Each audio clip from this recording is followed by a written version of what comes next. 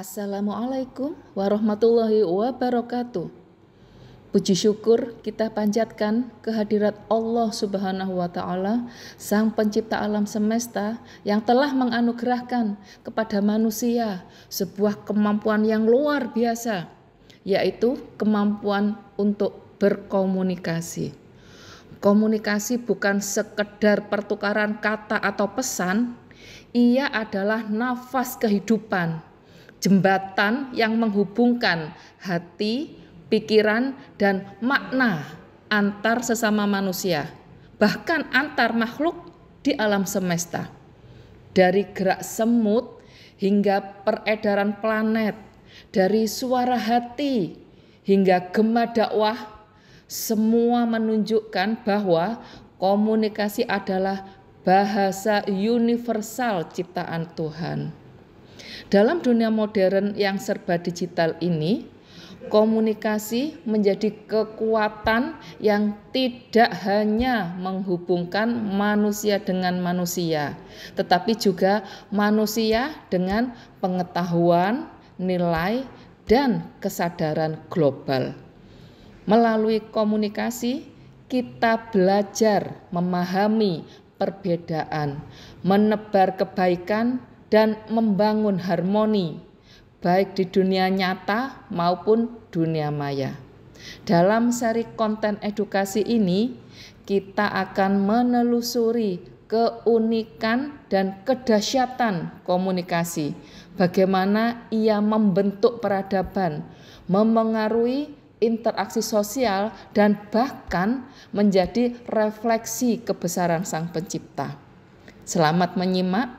Semoga tayangan ini menambah pemahaman kita bahwa komunikasi bukan sekedar ilmu, melainkan manifestasi dari kesadaran dan keajaiban kehidupan itu sendiri. Salam komunikasi. Wassalamualaikum warahmatullahi wabarakatuh.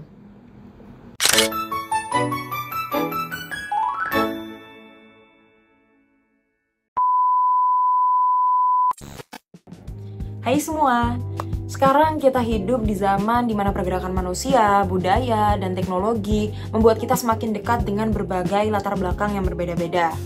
Nah, setiap hari tanpa kita sadari, kita berinteraksi dengan orang-orang yang membawa cerita, latar belakang, kebiasaan, nilai, dan cara pandang yang berbeda-beda.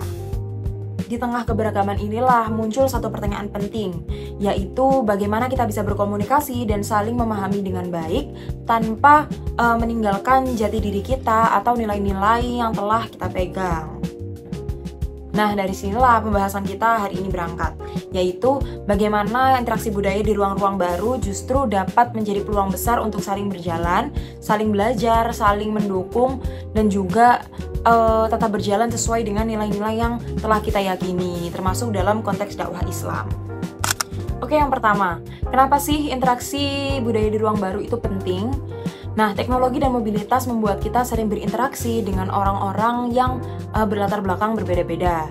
Dakwah yang efektif bukan cuma ceramah, tetapi juga memahami konteks sosial, memahami kebiasaan, memahami humor, dan juga memahami nilai sosial mereka. Tujuan kita itu jelas, yaitu untuk membangun pemahaman, menjaga etika, dan mengundang kedamaian tanpa mengubah identitas kita sendiri. Sekarang mari kita bahas prinsip-prinsip utamanya, yaitu yang pertama, menghormati keberagaman budaya. Islam mengajarkan keadilan dan penghormatan kepada seluruh manusia.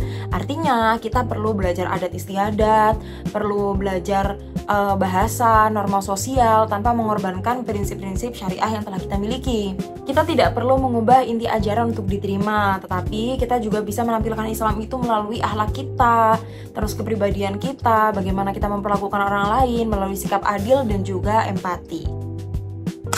Oke, yang kedua ada etika komunikasi, yaitu kita menggunakan bahasa yang santun, tidak menghakimi, dan juga fokus pada solusi kebaikan, bukan pada kesalahan tersebut, tapi kita fokus terhadap solusi kebaikan. Kita harus mengajak untuk berdialog dua arah, hindari stereotip, dan juga kita harus mengetahui batas-batas privasi gitu. Jadi kita tidak boleh melalui batas-batas privasi tersebut. Itu yang harus kita ingat ya, teman-teman.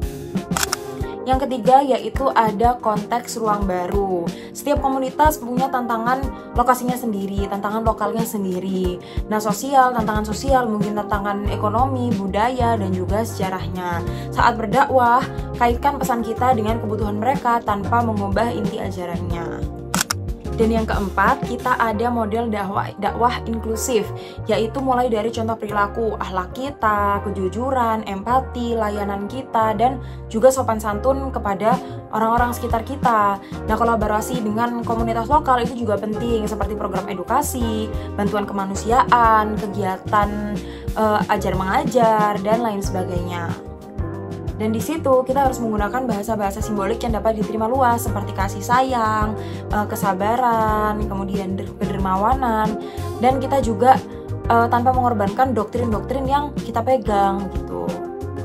Dan ketika di media sosial, kita harus memastikan bahwa berita-berita yang kita sampaikan atau kayak konten-konten yang kita suguhkan itu memiliki berita yang akurat, tidak menyesatkan, tidak menyerang kelompok manapun, dan juga jelas memiliki dialog yang sehat. Baik teman-teman, itu tadi pembahasan kita tentang menjadikan interaksi budaya menjadi ruang baru untuk berdakwah dalam konteks dakwah Islam. Baik, terima kasih dan sampai jumpa. Bye-bye.